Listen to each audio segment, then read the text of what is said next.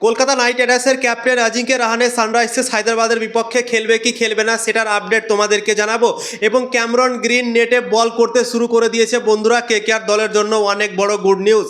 সেটাকে নিয়েও ভাই আলোচনা করবো। কেকেআর দল কোন প্লেইং 11টা খেলাতে পারে সানরাইজার্স হায়দ্রাবাদের বিপক্ষে, সেটাকে নিয়েও ভাই এই ভিডিওতে আলোচনা করব। তো ভিডিওকে লাস্ট অবধি দেখতে থাকো। আর চ্যানেল নতুন হয়ে থাকলে চ্যানেলটিকে ফলো আর সাবস্ক্রাইব করে দেবে এবং লাইক শেয়ারও করে দেবে। তো চলো ভিডিওটাকে শুরু করি।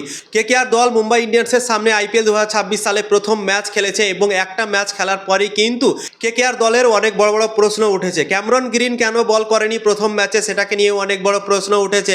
এবং দ্বিতীয় প্রশ্ন উঠেছে কলকাতা নাইট রাইডার্সের বোলিংকে নিয়ে। কলকাতা নাইট রাইডার্সের বোলাররা মুম্বাই ইন্ডিয়ান্সের সামনে খুবই খারাপ বল করেছিল, প্রত্যেকটা বলার মার খেয়েছিল, কোনো বোলার কলকাতা নাইট রাইডার্সের চলেনি মুম্বাই ইন্ডিয়ান্সের বিপক্ষে। তাই জন্যই কলকাতা নাইট রাইডার্সের দলটাকে নিয়ে অনেক বড় প্রশ্ন এখন উঠে আছে। এবং আজিঙ্কে রাহানেকে লেগে গিয়েছিল চোট, তোমরা তো নিজেই দেখেছিলে। 3-4 ওভার মতো সে ফিল্ডিং করেছিল মুম্বাই ইন্ডিয়ান্সের বিপক্ষে এবং তার হ্যামস্ট্রিং মনে হয় খিঁচে গিয়েছিল, তাই জন্যই সে বাইরে চলে গিয়েছিল। পুরো ম্যাচে রিঙ্কু সিং কিন্তু ক্যাপ্টেন্সি করেছিল বন্ধুরা।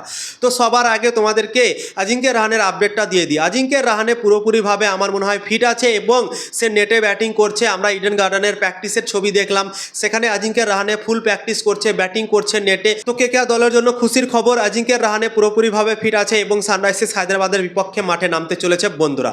সব থেকে বড় প্রশ্ন উঠেছিল ক্যামেরন গ্রিনকে নিয়ে, কি ক্যামেরন গ্রিন প্রথম ম্যাচে বল কেন করেনি। ম্যাচ শেষের পর আজিঙ্কে রাহানেকে জিজ্ঞাসা করা হয়েছিল কি ক্যামেরন গ্রিন কেন বল করেনি, এবং আজিঙ্কে রাহানে উত্তরে বলেছিল কি এই প্রশ্নটা আপনি অস্ট্রেলিয়া ক্রিকেট বোর্ডকে করেন। এইভাবে উত্তর দিয়েছিল, এইভাবে জবাব দিয়েছিল আজিঙ্কে রাহানে। এবং প্রথম ম্যাচে বল না করাতে অনেকগুলো কন্ট্রোভার্সিও হয়েছিল, কেননা 25 কোটি টাকার উপরে কলকাতা নাইট রাইডার্স তাকে নিয়েছে, অলরাউন্ডারের জন্য নিয়েছে, বোলিং ব্যাটিং সব জায়গায় যেন কেকেআর দলকে কাজ করে দেয় সেটার জন্য তাকে নেওয়া হয়েছে, এতগুলো টাকা দেওয়া হয়েছে। কিন্তু সে ব্যাটিং করেছিল, বোলিং করেনি, তাই জন্যই সবাই কোশ্চেন উঠাচ্ছিল কি এত টাকা দিয়ে কী লাভ, সে যদি ব্যাটিং করবে বোলিং করবে না তো তাকে খেলিয়ে কী লাভ, এটাকে নিয়েও ভাই অনেক বড় বড় প্রশ্ন জেগেছিল।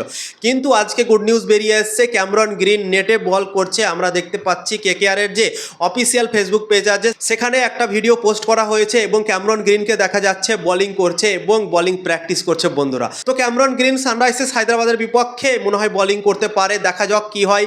তো গুড নিউজ বেরিয়ে এসছে এটাই যে ক্যামেরন গ্রিনকে নিয়ে প্রশ্ন উঠছিল, ক্যামেরন গ্রিন নেটে বল করছে এবং ভিডিও পোস্ট করেছে ক্যামেরন গ্রিনের কলকাতা নাইট রাইডার্স বোলিং করতে গিয়ে। তো তাই জন্যই হয়তো ক্যামেরন গ্রিন সানরাইজার্স হায়দ্রাবাদের বিপক্ষে বোলিং করতে পারে বন্ধুরা। এবার তোমাদেরকে বলে দিচ্ছি কেকেআর দলে কোনো পরিবর্তন হবে কি হবে না। মুম্বাই ইন্ডিয়ান্সের বিপক্ষে যে দলটা খেলেছিল সেই দলটাই খেলবে নাকি পরিবর্তন করা হবে। তো আমার মনে হয় কোনো পরিবর্তন কেকেআর দল একটা ম্যাচ খেলার পর করবে না বন্ধুরা, কেননা একটা ম্যাচে যে কোনো দলেরই খারাপ হতে পারে। সানরাইজার্স হায়দ্রাবাদও অনেক খারাপভাবে হেরে গিয়েছিল, তাই বলে কি ভাই সব প্লেয়ার কি চেঞ্জ করে দেবে। আশা করছি কেকেআর দল যে প্লেইং 11টা মুম্বাই ইন্ডিয়ান্সের বিপক্ষে খেলিয়েছিল সেই প্লেইং 11টা নিয়েই সানরাইজার্স হায়দ্রাবাদের বিপক্ষে নামতে পারে বন্ধুরা। কোনো পরিবর্তন আমার মনে হয় নাও করতে পারে কেকেআর দল, কেননা বোলিং খারাপ হয়েছে মানছি, কিন্তু একটা ম্যাচে হতে পারে ওরকম খারাপ যেতেই পারে, প্রত্যেকটা বলারের অফ ডে হতে পারে। তো সেই জিনিসটাই হয়তো হয়েছে প্রথম ম্যাচে মুম্বাই ইন্ডিয়ান্সের বিপক্ষে। এবং সেই পিচটা কিন্তু অসাধারণ ছিল, অনেক ব্যাটিং পিচ ছিল। মুম্বাইয়ের ওয়ানখেড়ে স্টেডিয়ামে আমরা সেমিফাইনাল ম্যাচও দেখেছিলাম ভারত আর ইংল্যান্ডের মধ্যে। ভারতীয় দল 250 রান করেছিল, তারপরেও কিন্তু ইংল্যান্ড চেস করে যাচ্ছিল রানটা। তো সেই পিচটা অনেকটা ব্যাটিং পিচ ছিল এবং কেকেআর দল ফিনিশিংয়ের জন্য লাস্ট মুহূর্তে কিছু রান কমও করেছিল, 20-25 রান শর্ট ছিল কেকেআর দল। যদি 245 রান করতো তাহলে হয়তো কেকেআর দল এই ম্যাচটা জিততেও পারতো। যেহেতু একটু রানটা কম ছিল এবং কেকেআর বোলাররা প্রথম ম্যাচে ভালো বল করতে পারেনি, আমরা সবাই দেখেছি, আমরা মেনে নিচ্ছি কি কেকেআর দল একটা ম্যাচে বোলিং খারাপ করেছে। তাই বলে এই নয় কি ভাই কেকেআর দল বোলিং ভালো করতে পারবে না। বোলিং ভালো আছে কেকেআর দলের, শুধুমাত্র ভরসা করা দরকার আছে এই বোলারদের ওপরই। ব্লেসিং মুজারবানি আছে, সুনীল নারায়ণ আছে, বরুণ চক্রবর্তী আছে, 3টে মেন বোলার আছে। আশা করছি তো কেকেআর দল এই 3টে মেন বোলারের ওপর ভরসা করবে। তার সাথে ভৈভব অরোরা আছে, তার সাথে আছে কার্তিক ত্যাগী। তো এই বোলারগুলো আগে ভালো বল করেছে এবং আশা করছি সানরাইজার্স হায়দ্রাবাদের বিপক্ষে এই বোলারগুলোই ভাই কেকেআর দলকে ম্যাচ জিতাতে পারে বন্ধুরা। তো কেকেআর দল আশা করছি ভরসা রাখবে এবং কোনো পরিবর্তন আমার মনে হয় হবে না কেকেআর দলে। তোমাদের কি মনে হয় পরিবর্তন করা উচিত কি উচিত না, তোমরাই কমেন্ট করে জানাতে পারো বন্ধুরা।